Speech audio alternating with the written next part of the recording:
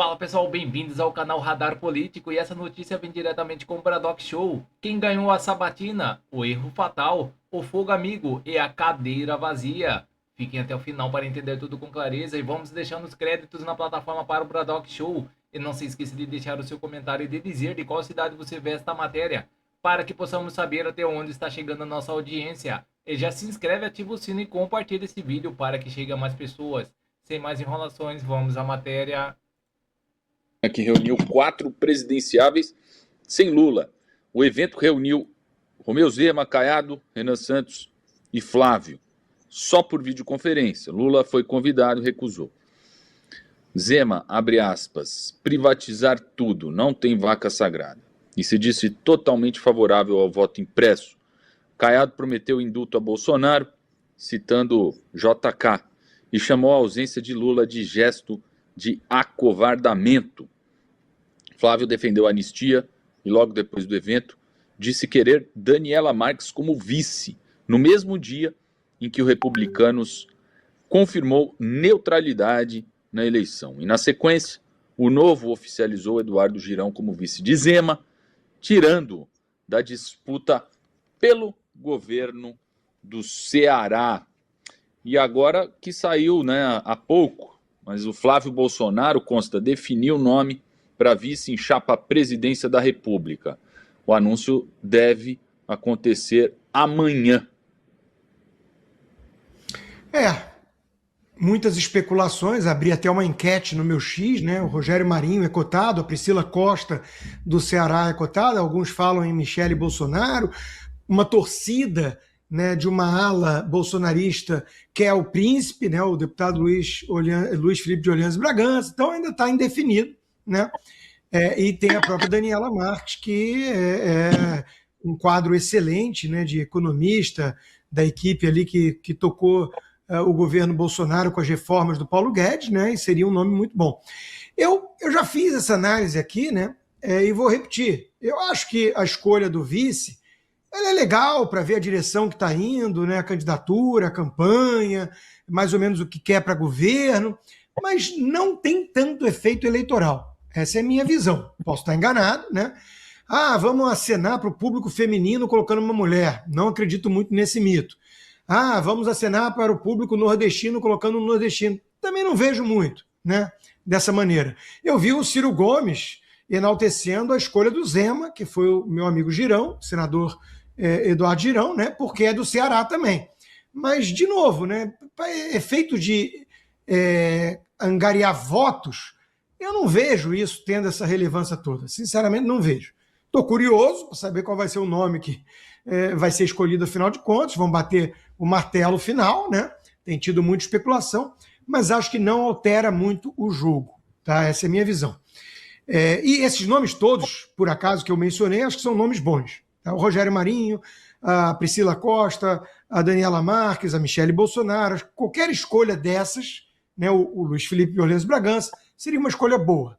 Aquela chapa puro sangue, PL, não muito por escolha, né, mas por falta de opção, talvez, porque o Flávio estava querendo compor uma chapa, né, mas os partidos do Centrão estão querendo ficar neutros, e acho que a mensagem que eles estão enviando com isso é que eles estão vendo uma disputa muito acirrada, e eles estão esperando para não colocar a ficha antes, né? Tem um preço, tem um valor em colocar a ficha antes, né? Então, eles descerem do muro só depois que está definido o resultado tem menos valor de negociação do ponto de vista do partido do Centrão.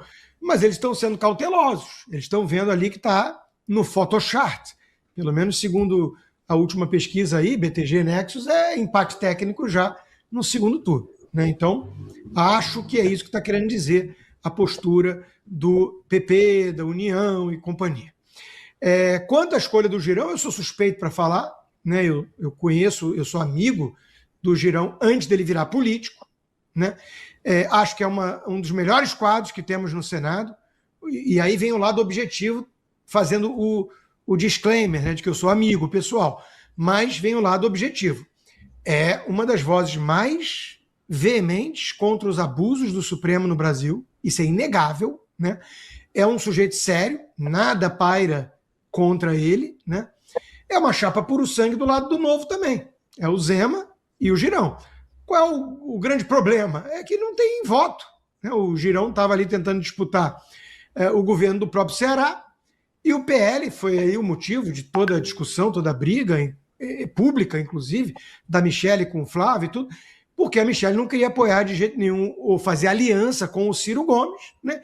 E o Girão era o nome dela ali, né? Era o nome que ela gostaria, mas o Girão não tinha tanta chance. Esse era o argumento do PL. Não, precisamos ser pragmáticos, é o PT de um lado, tem que ser qualquer outro contra o PT do nosso lado, né? Então, essa é uma discussão, né? Mas o fato é que o Zema e o Girão, eu acho que são extremamente qualificados, acho que seria uma chapa muito eficaz para as reformas que o Brasil precisa, né? E tudo. Tem um pequeno problema, né? A dificuldade de chegar ao segundo turno, não ter voto, né? Não ter tanto carisma, não ter capilaridade, não ter partido grande, né, com fundo eleitoral gigantesco, tudo isso que a gente sabe que faz alguma diferença, né? Então, gostei da escolha do ponto de vista de manter aquela visão mais pura do Partido Novo, né, que faz com que o próprio Carlos chame de direita limpinha e tudo mais. Acho que é o papel que o Novo vem exercendo, né? Um papel importante, mas para vencer mesmo é difícil. Eu quero saber aqui, deixa eu aproveitar, vou liberar já o Consta. Consta, obrigado sempre pela sua participação, é um prazer, é uma honra ter você aqui conosco no Bradock Show. Não, o prazer é sempre meu, e vou para a audiência agora que eu estou curioso para ver a análise dos meus colegas. Vamos ouvir então a análise aqui do Cauti. Obrigado, Leon. Boa noite, Consta. Prazeraço, como sempre, compartilhar a tela contigo. Bom, eu estava lá hoje, né, presencialmente. Eu fui lá na sabatina, acompanhei desde 8 horas da manhã até 1 hora da tarde. Primeiro ponto, só foi uma sabatina entre candidatos que não foram presos. E não por acaso Lula não estava, né? Então, já começa por aí. Mas, ao mesmo tempo, houve um erro importante da campanha do Flávio Bolsonaro, porque ele tinha confirmado a sua presença presencialmente, como o Zema, o Caiado, né, e o Renan Santos, que foram e debateram com a plateia, apresentaram seus programas, etc. Presencialmente, o Flávio não foi. Foi um erro porque pegou mal. A comunicação foi feita poucos minutos antes da sua participação.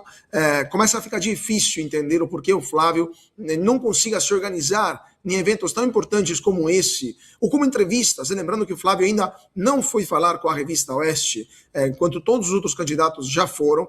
Então, é algo que a campanha dele deveria começar a se questionar sobre a organização do tempo, literalmente da questão, até mesmo da percepção que a opinião pública vai ter, né, destas situações onde o Flávio confirma e depois não vá ou desmarca de última hora.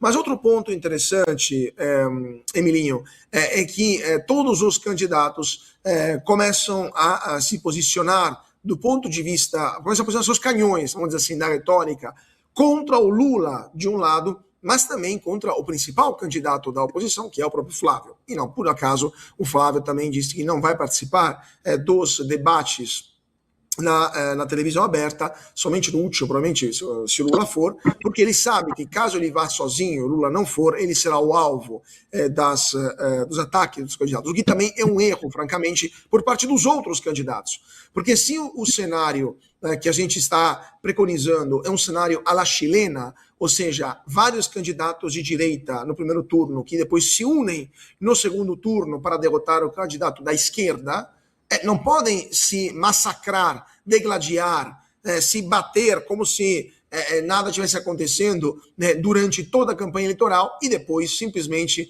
acordar um belo dia, no 5 de outubro, dizer, não, quer saber? Vamos esquecer o passado, agora somos melhores amigos. Não funciona assim. O eleitorado também não entende 2 meses de ataques constantes um contra o outro entre expoentes da direita e depois todos juntos contra o Lula. É difícil até mobilizar candidatos que ficam, um eleitorado que fica até polarizado, né, por parte dessas críticas. E por último, Emilinho, a questão das falas dos candidatos Zema, Caiado, Renan e Flávio.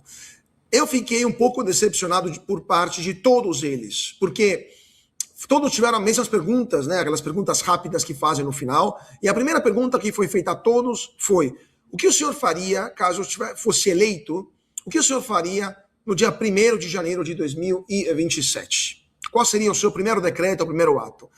Nenhum deles disse a anistia para os presos políticos exilados do 8 de janeiro. Algo que eu esperava que pelo menos um ou dois falassem. Nenhum deles citou a anistia como prioridade para os presos políticos e para os exilados do 8 de janeiro. Se tivessem feito essa pergunta, assim, para qualquer outro candidato de direita, um pouco mais atento ao sofrimento dessas centenas, aliás, milhares de famílias que há 4 anos vivem num limbo existencial, ou com familiares presos, ou com familiares exilados. Eu conheço pais que não vê seus filhos há pelo menos 3 anos e meio, 4 anos. É óbvio que o primeiro decreto de qualquer presidente da República de direita eleito no Brasil, o primeiro decreto deveria ser anistia para todos os envolvidos no ato do dia 8 de janeiro. Pode ser que depois o Supremo derrube, pode ser que tenha um problema jurídico, qualquer coisa, mas seria um sinal fortíssimo. E também mostraria que sim, existe ainda esperança de justiça nesse país. Infelizmente, essa sabatina demonstrou que nenhum dos candidatos da direita relembra o sofrimento dessas milhares de famílias. Muito bem, vamos ouvir agora então o Dárcio Bracarense. Pois é, existem alguns eventos, debates, entrevistas que o candidato ele tem que avaliar que ele não vai para vencer, ele não vai para somar, ele vai para conter dano.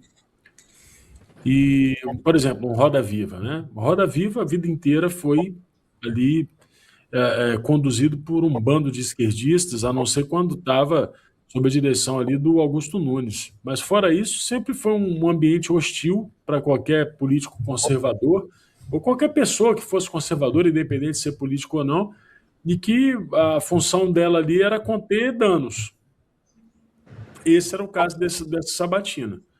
Né? Acho que o Flávio tem que avaliar, outras sabatinas virão, já tem aí a da Globo News, que está já marcada, o Lula já disse que não vai, e o Flávio ainda não respondeu se vai.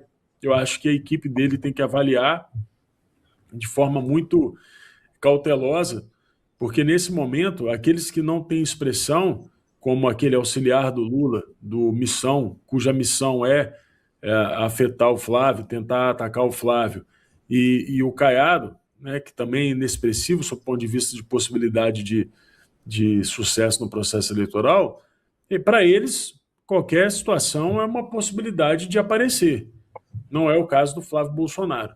Precisa fazer uma avaliação muito criteriosa e, se aceitar ir para esse tipo de situação, tem que encaixar o discurso de acordo com o seu coração, o seu sentimento e aquilo que representa o sentimento da população que elegeu Bolsonaro em 2018, que é justamente a ruptura com o velho sistema. Não dá para poder tentar moderar o tom. Isso não deu certo em lugar nenhum do mundo. Não deu certo para o Chega com o André Ventura, não deu certo lá na Alemanha, não deu certo na Itália, não deu certo com a Le Pen na França, não deu certo com ninguém. Aqui na América do Sul também não. Então, que o Flávio calibre a sua discussão e os seus discursos e as suas propostas de acordo com a vontade da população, que é de rompimento com esse centrão fisiológico que espera até os 45 do segundo tempo, falando que vai tomar uma decisão, e quando o jogo vai encerrar, eles dizem que são neutros.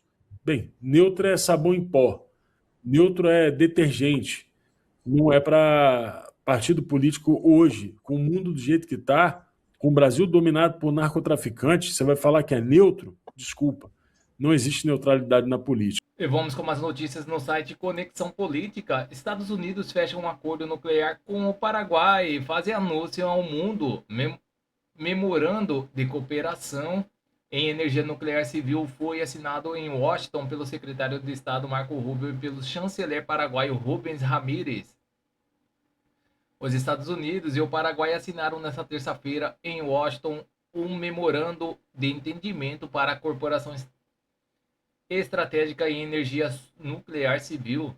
O documento, conhecido como Acordo 123, em referência à seção da Lei da Energia Atômica dos Estados Unidos de 1954, foi firmado pelo secretário de Estado americano Marco Rubio e pelo ministro das Relações Exteriores do Paraguai Rubens Ramírez, com a presença do vice-presidente paraguaio Pedro Aliana. O acordo autoriza o fornecimento de tecnologia nuclear civil para o uso energético ou científico ao Paraguai, desde que o país cumpra os padrões estabelecidos pela Agência Internacional de Energia Atômica. Os Estados Unidos também mantêm o direito de monitorar o material fornecido para impedir o seu uso com fins militares. O Washington já havia assinado acordos semelhantes com mais 25 países desde 1954. Segundo o Departamento de Estado americano, o memorando estabelece uma estrutura de cooperação que inclui intercâmbio técnico, capacitação de profissionais, fortalecimento de regulação do setor paraguaio e estudos sobre aplicações de energia nuclear em áreas como medicina, agricultura, indústria e geração de eletricidade. O Paraguai não possui usinas nucleares, mas busca ampliar sua capacidade tecnológica e diversificar as alternativas energéticas a longo prazo. Rubio classificou a cooperação bilateral como historicamente forte. Com intensificações nos últimos meses, os Estados Unidos e o Paraguai sempre tiveram laços fortes e agora esses laços estão ainda mais fortes, afirmou o secretário de Estado durante a cerimônia de assinatura. Em nota, o Ministério das Relações Exteriores do Paraguai declarou que o instrumento busca fortalecer as capacidades do Paraguai nessas áreas. Com o apoio dos Estados Unidos, quer morar, residir ou... Então é isso, pessoal. Essas são as notícias que estão circulando nas mídias da internet. Não se esqueça de se inscrever, deixar o seu like e clicar no sino para mais informações sobre política. Agradeço a todos pela audiência.